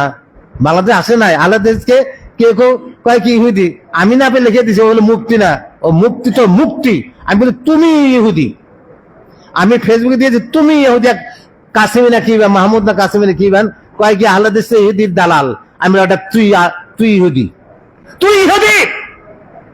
আল্লাহর কসম করে বলতে পারি, যারা বাংলাদেশে নাই সারা পৃথিবীতে আলো হাদিস নামে পরিচিত, সালাফি নামে পরিচিত, তারা কোনো সময় বেদাতের সঙ্গে আপোষ করে না, তারা কোনো সময় শিরকের সঙ্গে আপোষ করে না, তারা চায় কোরআন সহিহ হাদিস আমল করবে, জান্নাতে যাবে, বেদাতের সঙ্গে আপোষ করবে না, সালাত আদায় করে বলে মাজারে গিয়ে দোয়া করে না, সিজদা করে না, সিজদা আল্লাহ ছাড়া পৃথিবীর কাউকে করে যাবে না। আর সেই ব্যক্তি তোর দালাল বড়, তুমি কি মুসলিম না তুমি ইহুদির দোস্ত? নিজেকে ভাইরাল করে দেওয়ার কথা বলো না, ভাইরাল করে দেওয়ার কথা বলো। তুমি যার অনুসরণ করো, তার জন্ম হয়েছে 80 হিজরিতে, ওই 80 হিজরি থেকে 1 হিজরিতে শুরু করে 79 পর্যন্ত যারা একদিন এই পৃথিবীতে ছিল, তারা কোন ব্যক্তির অনুসরণ করেছে? কোন ব্যক্তির অনুসরণ করেছে? মুহাম্মদ সাল্লাল্লাহু আলাইহি সাল্লাম কি ইমাম হিসেবে তাকে মেনে নিয়েছে। আর তুমি 80 হিজরিতে যার জন্ম, তার 1 থেকে 79 পর্যন্ত তারা কোন দিন মেনেছে? ভালো লাগে না? রাসূল বললেন তোমাদেরকে 2টি জিনিস দিয়ে গেলাম, এই 2টি জিনিস ধরে রাখবে, লাম তাযিল্লু, তোমরা কখনো পথভ্রষ্ট হবে না। আর যারা এই রাসূলের সহিহ হাদিসকে মানে, কোরআন সহিহ হাদিসকে মানে, তাওহীদের সঙ্গে যুক্ত থাকে, শিরকের সঙ্গে আপোষ করে না, বেদাতের সঙ্গে আপোষ করে না, তাদেরকে ঈদের দালাল বলো। তোমার তওবা করে মুসলমান না হতে হবে। কিসের তুমি মুক্তি? তুমি মুক্তি, তুমি ভুলকারী। নিজেকে ভাইরাল জন্য কথা বলো। আমি কোন সেই কথা বলি না, এরকম কথা বলি না। আজকে আমার এসে গেল কথা বললাম। আমি কারোদের বিরুদ্ধে কথা বলি না, কারণ আমার কাজের হিসেবে আমাকে দিতে হবে। যারা সালাত নামে পরিচিত, আহলে হাদিস নামে পরিচিত, তারা সঠিক কথা বলে দেবে। যার মানা তোকে মানবে না, মানবে না। আমরা কাউকে কান ধরে সহিহ হাদিস মানতে হবে আমরা বলার দরকার নেই। কিসের সূরাতুল ফাতিহা 5 ওয়াক্ত সালাতে যতবার যত রাকাত পড়বো, প্রতি রাকাতে সূরাতুল ফাতিহা পড়তে হয়, তাছাড়া সালাত হয় না। ওই সূরা ফাতিহার ভিতরে আল্লাহ তাআলা আমাকে আপনাকে শিক্ষা দিয়েছেন, ট্রিক দিয়েছেন, ইয়াকা নাবুদু ওয়া ইয়াকা নাস্তাইন। পৃথিবীর কারো কাছে সাহায্য চাওয়া যাবে না, একমাত্র সাহায্য চাইবে আল্লাহর কাছে। এই তাওহীদ শিক্ষার জন্য সূরাতুল ফাতিহা প্রতি রাকাতে পড়তে হয়। আর আমরা সূরা ফাতিহা পড়ি না, অনেক ভারে পড়ে না, বাংলাদেশে পড়ে না, ইমাম বেশি যখন পড়ে সূরা ফাতিহা পড়ে না। কথা বুঝছেন না বুঝেন নাই? আর আমরা পড়ি সহিহ হাদিস, বুখারী হাদিস আমল করি, আর আমরা ঈদের দালাল হয়ে গেলাম। তোমাকে তওবা করে মুসলিম হতে হবে, তোমাকে তওবা করে মুসলিম হতে হবে। যারা কোরআন সহিহ সুন্নাহ মেনে চলে তাদেরকে তুমি তাদের ঠাট্টা করো, বিদ্রুপ করো, আল্লাহ তাআলা তোমাকে হেদায়েত দান করে। নইলে বুঝবে কবরে যাও তুমি যার কথা বলছো, যার কথা বলছো উনি আবার তোমার সুপারিশ করতে পারে, সুপারিশ করতে পারে। আমার নবী, আপনার নবী, পৃথিবীর শ্রেষ্ঠ গ্রেটেস্ট প্রফেট মুহাম্মদুর সাল্লাল্লাহু আলাইহি ওয়াসাল্লাম সুপারিশ করবে কাদের? যারা বেদাতের সঙ্গে আপোষ করে নাই, শিরকের সঙ্গে আপোষ করে নাই। হাদিস বুখারীতে রয়েছে, যে ব্যক্তি বেদাতের সঙ্গে আপোষ করবে, বেদাত করবে, এই ব্যক্তির নফল নামাজ, ফরজ নামাজ কোনটাই কবুল না। হাদিস বুখারীর এটা। কিন্তু যে বেদাতের সঙ্গে আপোষ করে না, ওই ব্যক্তি যে বেদাত করে, তার না ফরজ নামাজ, নফল নামাজ কোনটাই কবুল হবে না। হাদিস বুখারী, মনে রাখেন। শুনুন শুধু, আল্লাহ তাআলা আমাদেরকে সঠিক বুঝ দান করেন। বেদাত থেকে বাঁচা রাখুন, শিরক থেকে ইবাদত করুন। তাই এখানে এবার আসুন, আমি তো অনেক টাকার মালিক হয়ে গেছি, কিন্তু দুনিয়াতে অনেক টাকার মালিক, ঐশ্বর্য অনেক কিছু আছে, দামি গাড়ি, দামি বাড়ি, গুলশানে বাড়ি, বনানীতে বাড়ি, উত্তরায় বাড়ি। আল্লাহ বলছেন, ও আমার বান্দাবান্দিরা, তুমি যে অনেক টাকা গাড়ি, অনেক কিছু মালিক হয়ে গেছো, আমাল হায়াতুদ দুনিয়া ইল্লা মাতাউল গুরুর। শোনো, দুনিয়ার পার্থিব জিন্দেগি আমার আপনার ধোকার সামগ্রী। কিসের সামগ্রী? পার্থিব জিন্দেগি, টাকা পয়সা ধোকা। এটা তো আমার সাথে যায় না। গেছে আপনাদের এলাকায় কেউ মারা গেলে, ধনী লোক মারা গেলে 2, 4, 5 হাজার, 100 টাকা নোট, 500 টাকা নোট সাথে কি দিয়ে দেন? ভাইজান দেন? আপনারা দেন না। তাহলে এই দিনের টাকা তো ধোকার সামগ্রী বোঝাচ্ছে। আমার মালিক, আমি মালিক, আমার সঙ্গে 100 টাকার নোটও দিল না, 500 টাকার নোট দিল না কবরে, ওই খালি হাতে 3 কাপড় নিয়ে চলে গেলাম। তাহলে আমি দুনিয়া লাভ হলো কি? লাভ আছে? লাভ নাই। তাহলে আমাল হায়াতুদ দুনিয়া ইল্লা মাতাউল গুরুর। দুনিয়ার টাকা পয়সা, ঐশ্বর্য, এটা ধোকার সামগ্রী, আমার সাথে যাবে না। আমার সঙ্গে যাবে তাহাজ্জুদ, কোরআন তেলাওয়াত। এই মসজিদে দান করবো ইনশাআল্লাহ, আজকে বেশি দান করবো ইনশাআল্লাহ, প্রতি জুমায় দান করবো। যে যার সামর্থ্য, আপনার টাকা আপনি নিজ হস্তে দান করে দেবেন। আপনার ছেলে, আপনার স্ত্রী, আপনার মেয়ে আপনার জন্য দান করে, it is not good, it is bad thing. কেমনে? আপনি নিজের জন্য আপনি খরচ করতে পারতেছেন, আপনি ছেলে করবে। আপনি নিজের জন্য আপনি ব্যয় করতে পারতেছেন না, অন্য করবে না। হ্যাঁ, অনেকে ছেলে মেয়ে ভালো, তারা করতে পারে। আপনাদের এলাকার যারা ছেলে মেয়ে আছে, ভালো ছেলে পেলে, বাপ মায়ের জন্য দান করে। আমাদের এলাকার ছেলেরা করে না। আমি আমার আব্বার জন্য পারি না করতে, তো নিজের দান নিজেই করে দেন, ভালো কাজ। এই মসজিদ যেন খুব তাড়াতাড়ি বিল্ডিং হয়ে যায়। সবাই দান খার করতে পারবো ইনশাল্লাহ, করবো তো ইনশাল্লাহ। যে যাই পারি দিয়ে দেবো প্রতি জুমায়। যে 500 করবো 500 দেবো, 2000, 3000, 5000, 100, 200 যা পাই দিয়ে দেবো। এই মসজিদ যেন বিল্ডিং হয়, এখানে মাদ্রাসায় আপনি কিয়ামত পর্যন্ত কবরে শেষে লিখে পাবেন সরাসরি। কারণ মসজিদ নির্মাণ হয়েছে, রাসূল বলেন, মান বানা লিল্লাহি মাসজিদান বানাল্লাহু লাহু বাইতান ফিল জান্নাহ। যে মসজিদ বানাবে, আল্লাহ তাআলা তার জন্য জান্নাতে স্পেশাল ঘর বানাবেন। আল্লাহু আকবার। হাদিস মুসলিম। পারবেন তো ইনশাআল্লাহ? প্রতি জুমায় দিয়ে যাব। কারণ আগামী জুমা আপনি তো বাঁচবেন, দিনে থাকবেন, কোন গ্যারান্টি আছে?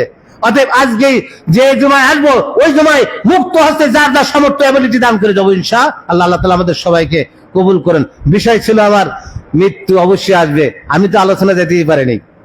মৃত্যু কখন আসবে টাইম ঠিক নাই, যে কোনো সময় আসতে পারে।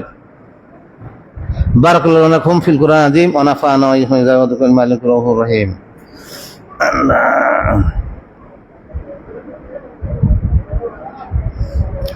আলহামদুলিল্লাহিল্লাযী কাফা ওয়া সালামুন আলা ইবাদিহিল্লাযীনা ইসতাফা, আম্মা বাদ। সম্মানিত শরীফ, এই মসজিদে কয় খুতবা? 2 খুতবা হয় না? আমাদের বাংলাদেশে অনেক মসজিদে 3 খুতবা। কয়টা খুতবা বলেন? এটা কি সুন্নত অনুযায়ী হলো বলেন তো? সুন্নত অনুযায়ী যদি আমল না হয় আল্লাহ তো কবুল হবে? আজকে ফজরের সালাত কয় রাকাত পড়েছি? 2 রাকাত। আপনাদের কি দুর্বল হয়ে গেছিলেন? খাওয়া দাওয়া করেননি? 4 রাকাত পড়লে ভালো হতো নাকি? বেশি হতো না? চলবে না, চলবে না। হ্যাঁ, আল্লাহ রসুল যার নিধন করে 2 রাকাত পড়তে হবে। নেকির কাজ মনে করে 4 রাকাত পড়া যাবে না, 3 রাকাত পড়া যাবে না। এই রসুল 2 খুতবা দিয়েছে, আমরা 3 খুতবা চালু করে দিয়েছি। আপনি কি রসুলের চেয়ে বড় মুক্তি হয়ে গেছেন? রসুলের চেয়ে গ্রেটেস্ট মুক্তি হয়ে গেছেন? হ্যাঁ, রসুল 2 বার খুতবা দিলেন, আমি 3 বানাইলাম। কেন? আপনি বেশি বুঝেন। আমার সামনে বসে রয়েছে সবাই আর বাংলায় ভাষা কথা বুঝে, আমি এখানে ইংলিশে বললাম, বুঝবে কেউ? আরবি বললাম, বুঝবে? তো লাভ হলো? হোয়াট ইজ দ্য প্রফিট বিল লুগাতিল আরাবিয়া? কি লাভ? আরবি ভাষা আমি বুঝাতে পারলাম, লাভ কি আমার? আর সাধারণ জ্ঞান আমাদের আছে না? যে ভাষায় জনগণ কথা বলে ওই ভাষায় নবী প্রেরণ করেছে বলে আলহামদুলিল্লাহ। আর আমাদের নবী সারা বিশ্বের নবী, এই জন্য আরবি ভাষায় ছিলেন। কি বুঝাচ্ছে নাই? ওই আরব কান্ট্রিতে যারা যে ভাষায়, ওই ভাষায় নবী পাঠাইছে। যাক, ওটা আমার আলোচনা না। সম্মানিত শরীফ, তাহলে বুঝতে হলো মৃত্যু আসবে একদিন। কবে আসবে এই সম্পর্কে জানা নাই।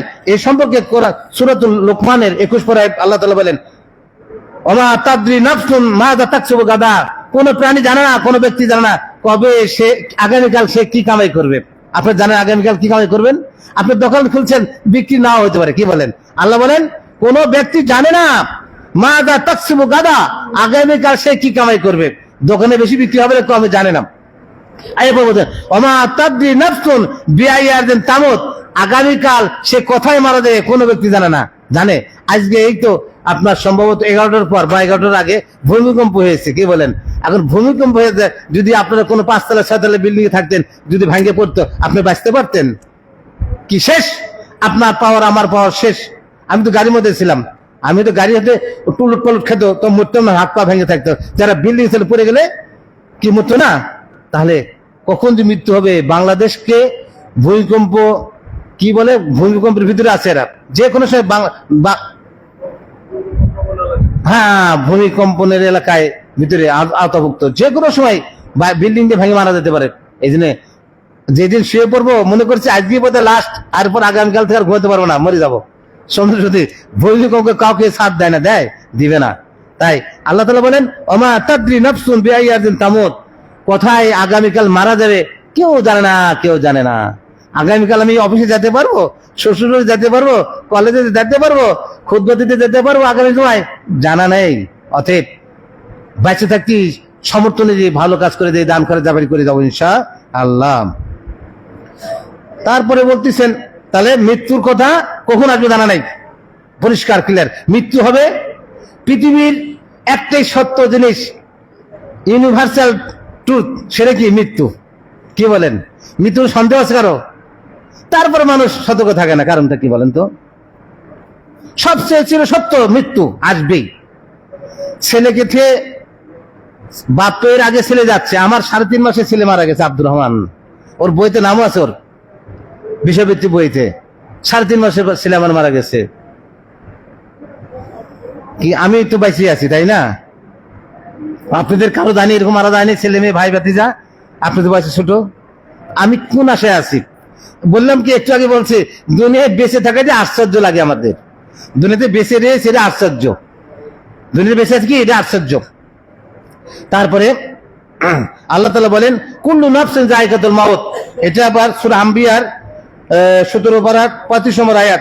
কুল্লু নাফসিন যায়কাতুল মাউত, প্রত্যেক প্রাণীকে মৃত্যু বরণ করতে হবে, প্রাণীকে, যার প্রাণ আছে মারা যেতে হবে। এবার আল্লাহ বলেন ওয়া নাবলুকুম বিশাররি ওয়াল খাইরে, আমার বান্দাবান্দিরা আমি না তোমাদেরকে পরীক্ষা করব কল্যাণ দিয়ে অকল্যাণ দিয়ে। মাঝে মাঝে খাবার দাবার থাকবে, মাঝে মাঝে খাবার দাবার থাকবে না, মাঝে মাঝে মাথা ব্যথা থাকবে, মাঝে মাথা ব্যথা থাকবে না, মাঝে মাঝে উদ্রাময় হবে, মাঝে উদ্রাময় থাকবে না, জ্বর থাকবে, থাকবে না। তারপরেও 5 ওয়াক্ত সালাত মসজিদে এসে কে কে পড়ে আমি এটা পরীক্ষা করব। বুঝে আসলে আপনাদের কি বুঝাচ্ছে? আজকে যদি জিজ্ঞেস করি একজন একজন করে জিজ্ঞেস করি কে কে ফজরের সালাত জামাতের সঙ্গে পড়েছেন, আমার মনে হয় সবাই পাশ করবেন আপনারা। যদি একদিক থেকে জিজ্ঞেস করি ফজর সালাত পড়ছেন জামাতের সঙ্গে ফজরের 2 রাকাত, তাহলে মনে হয় সবাই পাশ করবেন। আমি ফেল করবো, কি বলেন? আমি ফেল করবো কি? আমি মসজিদে এসে ফজর সালাত আদায় করতে পারি না, আমি I want paradise and heaven? How? It is impossible. আমি 5 ওয়াক্ত সালাত জামাতে এসে পড়তে পারি না, আমি জান্নাতে যাবো? এটা ইম্পসিবল, অসম্ভব। কারণ আপনার নবী আমার নবী মুহাম্মদুর রাসূলুল্লাহ সাল্লাল্লাহু আলাইহি ওয়াসাল্লাম বলছেন মান সাল্লাল বারদাইন দাখালাল জান্নাহ, যে ব্যক্তি দুই ঠান্ডার সালাত আদায় করবে সে জান্নাতে প্রবেশ করবে। হাদিস বুখারীর 2 ঠান্ডার সালাতের কথা বলা হয়েছে। একটি হচ্ছে ফজরের সালাত, আর বাকি 3টা সালাতের মতভেদ, কেউ বলছে আসর, কেউ বলছে মাগরিব, কেউ এশা, কিন্তু ফজরের ব্যাপারে দ্বিমত নাই। আমি ফজরের সালাত জামাতের সঙ্গে পড়তে পারি নাই, পড়েছি ঠিকই 7টার দিকে 8টার দিকে, ওই সালাতই কবুল হয়েছে, কিন্তু আমাকে জামাতের সঙ্গে নামাজ পড়তে হবে 5 ওয়াক্ত সালাত এনি হাউ। কারণ আল্লাহ তাআলা বলছেন ওয়ার কাউমার রাকিন, ও মুসল্লিরা, ও রুকুকারীদের সঙ্গে সালাত আদায় করো, রুকু করো, মানে জামাতের সঙ্গে নামাজ আদায় করো। জামাতের সঙ্গে নামাজ ফরজ করা হয়েছে, কারণ আল্লাহ তাআলা কোরআনে বলছেন আকিমুস সালাহ, নামাজ তোমরা প্রতিষ্ঠা করো। এই আয়াতের দ্বারা বোঝায় জামাতের সঙ্গে নামাজ পড়তে হবে। বুঝাচ্ছে না? বুঝাচ্ছে নেই? সম্মানিত সুধী, অনেক কথা আমি 10টা কথা বলতেছি, বলবো, সময় কম, আর কয়েক মিনিট আছে। হ্যাঁ, তাহলে নাবলুকুম বিশাররি ওয়াল খাইরে, আল্লাহ তাআলা আমাদেরকে খাবার দিয়ে না দিয়ে অস্ত্র দিয়ে পরীক্ষা করবেন না, জামাত ছাড়া যাবে না। ফিতনা, নাবলুকুম বিশাররি ওয়াল খাইরে ফিতনা, আমি তোমাদেরকে পরীক্ষা করব অভাব অনটন দিয়ে, শান্তি দিয়ে, অভাব অনটন দিয়ে পরীক্ষা করবো। দেখি আজকে 3 বেলার মধ্যে 1 বেলা খাইতে দেয়নি আল্লাহ, ভাতের ব্যবস্থা নাই, তারপরে আমি মসজিদে এসে নামাজ পড়ি কেন? দেখবে আল্লাহ তাআলা মাথার ব্যথা, পাতলা পায়খানা, উদ্রাময়, ডিসেন্ট্রি, সর্দি, তারপর মসজিদে জামাতের সঙ্গে নামাজ পড়ি কিনা দেখবেন আল্লাহ। বুঝাচ্ছে নেই? সর্দি লেগেছে, জ্বর হয়েছে, মসজিদে এসে জামাতের সঙ্গে নামাজ পড়তে পারি কিনা, এটা পরীক্ষা। ফিতনা মানে পরীক্ষা। এরপরে বলছে আল্লাহ বান্দাবান্দি শোনো, এই ফিতনা থেকে বেঁচে যে থাকে 5 ওয়াক্ত সালাত এসে পড়বে, তোমরা জেনে রেখো ইলাইনা তুরজাউন, আমার কাছে তোমাদের সবাইকে আসতে হবে। ইলাইনা তুরজাউন, আমার কাছে সবাইকে আসতে হবে। সূরাতুল আম্বিয়া 17 পারা 35 আয়াতে আল্লাহর কাছে সবাইকে যেতে হবে। যত পাওয়ারফুল হয়ে যায়, যত বড় রাষ্ট্রপ্রধান, প্রধানমন্ত্রী, তারপরে এসপি, তারপরে সচিব, তারপরে সেনাবাহিনী প্রধান, যাই হলে কেন আল্লাহর কাছে যেতে হবে। আমাদের প্রত্যেকের কাজের হিসাব হবে একবারে পুঙ্খানুপুঙ্খানু কড়াগন্ডায় হিসাব করে, একটু ছাড়া হবে না। বুঝাচ্ছে? আল্লাহ বলেন ছোট পাবো ছাড়া হবে না, বড় পাবো ছাড়বেন না, কোরআনে আছে। দেখ সম্বন্ধে শুধু। আর আমি বলেছি যে মারা যাবে তার ব্যাপারে বদনাম করা যাবে না, মনে থাকবে তো? হাদিস কিন্তু বুখারীর, যে মারা যাবে তার বদনাম করা যাবে না। এটা কি? এটা হাদিস বুখারীর হাদিস নাম্বার 6516। আল্লাহ রাসূল বলেন, আয়েশা আম্মাজান আয়েশা রাদিয়াল্লাহু তাআলা বর্ণিত, তিনি বলেন ক্বালান নবী লা তাসুবুল আমওয়াত, তোমরা মৃত্যু ব্যক্তিদের গালি দিও না। তাহলে মৃত্যু ব্যক্তিকে গালি দেবো না, মনে থাকবো তো? এটা একটা কথা। তারপরে মৃত্যু চাওয়া যাবে না, আপনি যতই কষ্ট থাকেন মৃত্যু চাওয়া যাবে না। এটাও বুখারীর হাদিস নাম্বার 7235। কি বলছেন? আবু হুরায়রা বর্ণিত, আন্না রাসূলুল্লাহ ক্বাল লা ইয়াতামান্না আহাদুকুম মাউত, তোমাদের কেউ মৃত্যু চাইতে পারবে না, আর মৃত্যু চাওয়া যাবে না, মনে থাকবে তো? মৃত্যু চাওয়া যাবে না, হাদিস কিন্তু বুখারীর 7235। তারপরে একটা জিনিস, সত্য জিনিস আপনারা সবাই জানেন, যে যদি কোনো ব্যক্তি মারা যায়, কি এটা বুখারীর হাদিস, যদি কেউ মারা যায় 3টা জিনিস তার সাথে যায়, তার আমল যায়, কি আত্মীয় স্বজন যায়, জিনিস যায়। কবর পর্যন্ত যায় কি যায় না? ওই যে চাদর মাদর যাই হোক আসে যায়, সাথে যায় কবর পর্যন্ত, তার আমলও যায়। আর দাও কুড়াল যা আছে নিয়ে যায়, কি যায়, বাঁশ কাটা নিয়ে যায়, কোদাল নিয়ে যায়, কিন্তু তার এই 2টা জিনিস ফিরে আসে, আত্মীয় স্বজন ফিরে আসে, বন্ধু বান্ধব বাসায় ফিরে আসে, তার সামানা চাদর মতো সব ফিরে আসে, থাকে তার সাথে কি নেক আমল। যদি নেক আমলটা থাকে তাহলে কবর শান্তি, আর যদি বদ আমল থাকে কবর থেকে মাইল শুরু হবে, কি মতো মাইল চলবে। আল্লাহ তাআলা হেফাজত করে। ওখানে কোনো আপনার টাকা পয়সা ঘুষ টুস চলবে না। ওখানে 2টা অন্ধ এবং বধির 2টা ফেরেশতা আসবে, ওরা ঘুষ মুষ কবুল করবে না। যার কাছে নেকি আছে তারা আরামে থাকতে দিবে, যার কাছে নেকি নাই মার দিতে থাকবে, কিয়ামত পর্যন্ত চলবে। কোথায় মার দিবে তারা দয়াময় হবে না, চোখে দেখে না, কানে শুনে না, দয়াময় থাকবে না। বুঝাচ্ছে? কবরে শাস্তি দিবে 2জন ফেরেশতা আসবে, একজন অন্ধ আর একজন বধির। অন্ধ ওই মারতেছে, মুখে না, গালে না, চোখে, ওরা দেখবে না। আর বধির সে তো চিল্লাতেছে, কান্নাকাটি করতেছে, মায়ও আসবে না। এমন মার দিয়ে আল্লাহ তাআলা আমাদেরকে নেক কাজ করার তৌফিক দান করুন। সম্মানিত শরীফ, তাহলে আর এই তারপরে আমরা সব পেলাম, কখন মারা যাবে এই সময় জানলাম, মারা গেলে গালি দেওয়া যাবে না জানলাম, এবং মারা যেতে হবে এবার কোনো সন্দেহ নাই, যে কোনো সময় যেতে হবে, আমাদের সদা সর্বদাই প্রস্তুতি নিয়ে থাকবে। সমাধি শুধু এবার আপনাদেরকে আমি এই আলোচনা থেকে আমাদের বর্জনীয় কি করণীয় কি, মুক্তি পাওয়ার জন্য এই সম্পর্কে কয়েকটি পয়েন্ট বলবো, মনোযোগ সহিত শুনবেন, সবাইকে শুনবেন, মুখস্থ রাখবেন, পারলে এই যে এখানে আমাদের সেই হিসাব নেটে দিয়েছে, লাইভ থেকে নিয়ে কতগুলো শুনবেন বারবার। শিক্ষণীয় বর্জনীয় আমি একসঙ্গেই বলবো, সময় বেশি লাগবে দেখে, পৃথক বলে সময় বেশি লাগবে। 1 নাম্বার, বিশুদ্ধ সহি আকীদায় বিশ্বাসী হতে হবে, বিশুদ্ধ সহি আকীদায় বিশ্বাসী হতে হবে। 2 নাম্বার, প্রত্যেক দিন মৃত্যুর কথা স্মরণ করতে হবে, প্রত্যেক দিন কি মৃত্যুর কথা স্মরণ করতে হবে।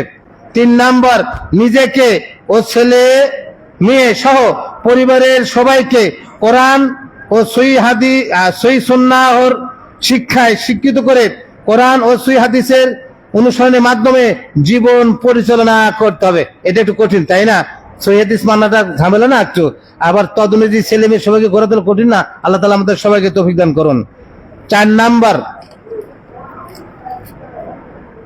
শিরক ও বেদাত মুক্ত তাওহীদ যুক্ত, কি শিরক ও বেদাত মুক্ত তাওহীদ যুক্ত নেক আমল করতে হবে। এই সংখ্যা বাংলাদেশে আছে, শিরক বেদাত মুক্ত তাওহীদ যুক্ত নেক আমলের সংখ্যা কয়জন পাওয়া যাবে বাংলাদেশে? বাংলাদেশেও অনেক মসজিদ আছে, মসজিদের পাশে আবার মাজার আছে, ওই নামাজ সালাত আদায় করে গিয়ে মসজিদে ওই মাজারে গিয়ে সেজদা করে গিয়ে, আমি নিজে দেখেছি, রায়তু বিআইনাইয়া, আমার 2 চক্ষু থেকে দেখেছি, বাংলাদেশে কোন এক জায়গায় 2 তলায় কবর, কয় তলায় কবর বলেন? 2 তলায়, 2 তলায় মানুষ মাটি দেয়। বাংলাদেশে গোলাপ শাহ মাজার গুলিস্থানে অনুকূল লাশ নেই, কিছু নাই, টাকা দিয়ে লাখ লাখ টাকা দিয়ে দিচ্ছে, ওই কবরে যে শুয়েছে টাকার দরকার আছে, যে বেঁচে আছে তার টাকা দরকার, যে মারা গেছে কিছু টাকা নিশ্চিত। এরা কি কোন ব্যক্তিদের ব্যবসা, নাকি কোন ব্যক্তিদের ব্যবসা, তাই না? যে মারা গেছে খাবার দর আছে, তার কি ছেলে মেয়ে আছে? দিনের বেলা রাত্রিবেলা দুধ টুধ খেতে হয়, দই খেতে হয়, এই যে টাকা দরকার দেয় টাকা, যে বেঁচে তাকে টাকা দেন, তাহলে ব্যবসা না এটা? কি বুঝেন না জিনিসটা? গাড়ি থামায় টাকা দেয়, মনে করতে গাড়ি ড্রাইভারকে দিলাম এক ভালো জায়গায়, আপনি দেন নেই, জাহান্নাম কিনে নিয়েছেন, আপনি জান্নাত কিনতে পারেননি। সনদ শরীফ। 5 নাম্বার, সর্বপ্রকার মুক্তির জন্য, নাজাত পাওয়ার জন্য, মৃত্যু যদি আসবে এই জন্য কাজ করতে হবে, সর্বপ্রকার গুনাহের কাজ বর্জন করতে হবে। পারবো? সর্বপ্রকার গুনাহের কাজ বর্জন করতে হবে।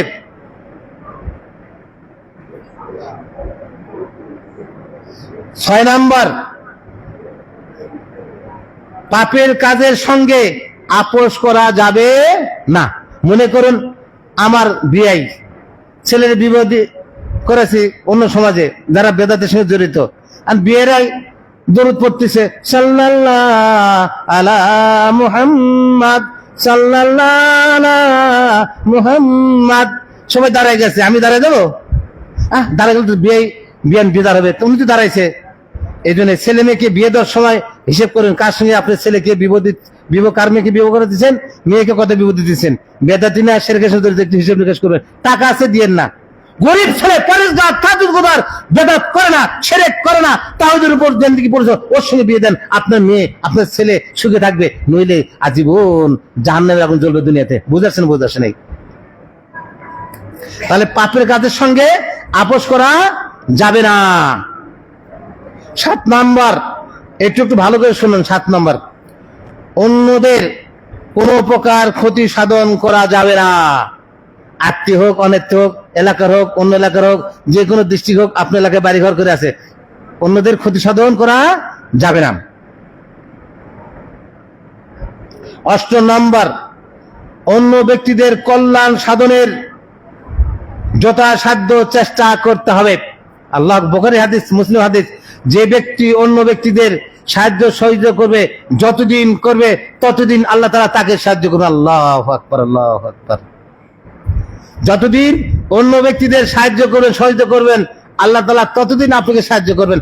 আমার আপনার সাহায্য সীমিত, আর আল্লাহ তাআলার সাহায্য কি বিশাল, অপরিসীম, শেষ, অসীম, শেষ হবে না। তাহলে অন্য সাহায্য করা ভালো না? আমি যে অন্যকে 10 টাকা 1500 টাকা দেই, আল্লাহ তাআলা আমার লক্ষ লক্ষ টাকা দিবে কি দিবে না মুরব্বী? দিবে না? আল্লাহ কি অভাব আছে? আল্লাহ তাআলা রাসূল বলেন 24 আওয়ার্স পৃথিবীর শুরু লগ্ন থেকে কিয়ামত পর্যন্ত ছোট বাচ্চা বড় বাচ্চা সারা পৃথিবীর সকল মানুষ 24 আওয়ার্স আল্লাহর কাছে যদি চায়, যা যা চাইবে সবকিছু দিয়ে দিবেন। আল্লাহর ভান্ডার থেকে সামান্য কমতি হবে না। তার কাছে চাইতে পারি না? এই চাইতে তো বলছেন ইয়াকা নাবুদু ওয়া ইয়াকা নাস্তাইন, আমার ইবাদত করো, উপাসনা করো, তাওহীদের ঘোষণা করো, আমার কাছে সাহায্য চাও, আমি তোমাদেরকে দিয়ে দেব। উজিবু দাওয়াত দাঈ ইযা দান। আল্লাহ বলেন আমার কাছে যে চাই আমি তাকে দিয়ে দিই। আমরা তো আল্লাহর কাছে চাই না। ওই যে নামাজ পড়ার পরে, ভাই সাহেব আমি আপনাদের এলাকার না অন্য এলাকার গরিব মানুষ, আমার ছেলের মেয়ে বিয়ের বিবাহ অনেক কিছু, আমাকে দান করেন। সালাতে বলে ইয়াকা নাবুদু ওয়া ইয়াকা নাস্তাইন, দাঁড়ায় মানুষ চাচ্ছে। দেখছি যে ব্যক্তি 20 বছর আগে চায় এখনো চায়, সে ব্যক্তি কে? আপনি পারেন না তাহাজ্জুদের সময় সেজদা গিয়ে দোয়া করতে পারেন না? আপনি সেজদা কান্নাকাটি করুন। ধনী ব্যক্তি বিত্তশালী ব্যক্তিকে বলে এই যা ওই দিয়ে ওকে টাকা দেয়, আপনার বাসায় পাঠিয়ে দিও, আপনার মসজিদে দাঁড়ায় দাঁড়ায় আমাদের চাইতে হবে না। বুঝাচ্ছে নেই? তাহাজ্জুদের সেজদা গিয়ে কান্নাকাটি করুন, আল্লাহকে চান। ধনী ব্যক্তিকে বিত্তশালী ব্যক্তি বলে যে অমুককে টাকা দে, যা, তাছাড়া তুই যে রোগী আক্রান্ত হচ্ছে ভালো হবে না, বলে যে ভালো দিয়ে আসবে। কি পারি না? নামাজে দাঁড়ায় যাম, কখন খালি ধান্দা করি, সালাম ফিরবো কোন সেই মানুষের দাঁড়ায় চাবো টাকা। মানুষ কয় টাকা দিতে পারবে? কি বলেন, সত্য না মিথ্যা? মানুষ ভুল করে। গাভীর দুধ হয়, একই সত্য, তাই না? অনেক গাভীর কারো বাড়ি থাকতে 10 কেজি হয়, অন্য বাড়িতে 5 কেজি হয় কি হয় না? তো দুধ দেয় কে বলেন তো? আল্লাহ। গাছ লাগায়, আম গাছ, লিচু গাছ, সব গাছে আম ধরে, লিচু ধরে না, দেয় কে? আল্লাহ। আল্লাহর সঙ্গে সম্পর্ক করুন, উনি দিয়ে দেবেন ইনশাআল্লাহ। 5 ওয়াক্ত সালাত আদায় করুন, কোরআন তেলাওয়াত করুন, কারো ক্ষতি করেন না, গীবত করেন না, এবং ওয়াদা ভঙ্গ করেন না, অন্য অনিষ্ট করেন না। ইরশাদ, জোহা, কোরআন তেলাওয়াত যা আছে করেন, দেখবেন আল্লাহ তাআলা আপনাকে না খেয়ে মারবে না। কারণ আল্লাহ তাআলা বলেন ওয়ামুর আলাকা বিসসালাতি ওয়াসতাবির আলাইহা নাহনু নারযুকুকা। ও আমার হে নবী মুহাম্মদ সাল্লাল্লাহু আলাইহি ওয়াসাল্লাম, সালাতের আদেশ করুন, সালাত আপনি পড়ুন, আমি আপনাকে রিজিক দিব। তাহলে সালাতের সঙ্গে রিজিকের সম্পর্ক কার সঙ্গে বলেন? সালাতের সঙ্গে কার সম্পর্ক? রিজিকের সম্পর্ক। যে ব্যক্তি 5 ওয়াক্ত সালাত যথারীতি পড়বে, ওই ব্যক্তিকে আল্লাহ তাআলা অভাবে রাখবে না। কি সেটা 10 মিনিট হয়েছে নাকি? দেখেন তো টাইম বুঝতেছি নাকি? কি হ্যাঁ হয়ে গেছে? তাহলে শেষ করে দিতে হবে। আচ্ছা, কি বললাম? কোরআন 10 নম্বর, কোরআন ও সহিহ হাদিসের অর্থ ব্যাখ্যা বিশ্লেষণের শিক্ষা গ্রহণ করার মাধ্যমে 5 ওয়াক্ত সালাত সঠিক সময়ে জামাতে আদায় করে কোরআন ও সহিহ হাদিসের দাওয়াত তাবলীগ এর কাজে নিজেকে সর্বদা নিয়োজিত ও ব্যস্ত রাখতে হবে। মনে থাকবে তো? সফলতার জন্য আল্লাহ তাআলা আমাদের সবাইকে, আল্লাহ আমি যা বললাম আমার দিনী ভাইরা শুনলেন, সবাইকে সঠিক আমল করার তৌফিক দান করুন, বেদাত মুক্ত শিরক মুক্ত জীবন যাপন করার তৌফিক দান করুন, তাওহীদ যুক্ত নেককার করার তৌফিক দান করুন। আল্লাহ যে কাজ করলে আপনি রাজি খুশি হন, সন্তুষ্ট হন, শুধু সে কাজ করার তৌফিক দান করুন। যে কাজ করলে বেদার হন, ওই কাজ করার তৌফিক দান করেন না। আল্লাহ আমাদের সবাইকে 5 ওয়াক্ত সালাত জামাতের সঙ্গে হালালকে গ্রহণ করার, হারামকে বর্জন করার তৌফিক দান করুন। এই মসজিদকে সবাই ভালোবাসার তৌফিক দান করুন। আজ যে ইনশাআল্লাহ সবাই মুক্ত হস্তে এই মসজিদের আজও দান করেন, আগামী সপ্তাহ থেকে প্রতি জুমায় দান করেন। আল্লাহ তাআলা আমাদের সবাই দানকে কবুল করেন এবং আমাদের কামাই বরকত দান করুন। আমাদের সবাইকে সুস্থ রাখুন, কোরআন সহিহ সুন্নাত দাওয়াত দেওয়ার তৌফিক দান করুন। এই